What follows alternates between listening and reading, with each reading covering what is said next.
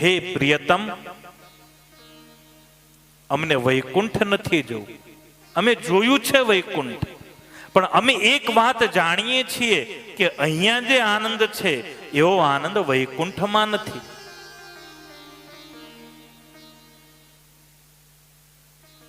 એવો આનંદ વૈકુંઠમાં નથી.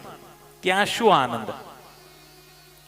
બેસીને રેવું ને ટગમગ જોવું, નહીં ખાવું ને નહીં પીવું, નંદજીના લાલ વૈકુંઠ નહીં રે જાવું. હે મારું વન રાવન છે રૂડું, રે વૈકુંઠ નહીં રે આવું. હે મારું વન રાવન છે રૂડું, રે વૈકુંઠ નહીં રે આવું.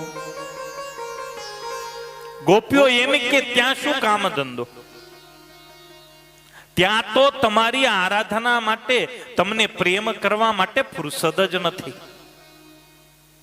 ખાલી તારી સામે બેહી તને જોયા જ કરવાનું, તારી જોડે બોલવાનું ન મળે, તારો સ્પર્શ કરવાનું ન મળે. અહીંયા તો તું કાકરી મારે, ત્યાં તું કાકરી ન મારે, કારણ ત્યાં તો બહુ મોટો રાજા થઈને બેઠો હોય. તને ફુરસદ જ નથી ત્યાં અમારી સામે જોવાની. ખાક કાકરી મારે, ત્યાં તો રાજાધિરાજ છે. એ સોનાનો મુગટ હોય, અને આપણા જેવાની તો કઈ ગણતરી જ નહીં. દરવાજે ચંપલ કાઢે ત્યાં બેવા મળે તોય બહુ છે. એન્ટ્રીની વાત તો એક બાજુ. ગોપીઓ કે આપણને નથી આવું ત્યાં. સ્વર્ગના લોક તો છે અતિ કુડા, વાથી વ્રજના ચોકરૂડા, નંદજીના લાલ વૈકુંઠ નહીં રે આવું.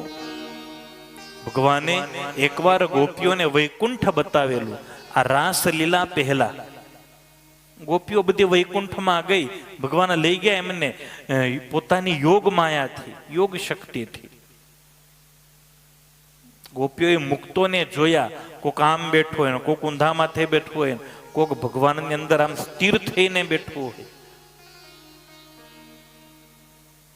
ગોપીઓને એમ થાય આ લોકો હસવાનું શીખ્યા નથી, બોલવાનું શીખ્યા નથી, ખાતા શું હશે, પીતા શું હશે. ગોપીઓ કે બે આપણું વંદરાવન બહુ સારું છે, અહીંયા આપણે નથી આવ્યું.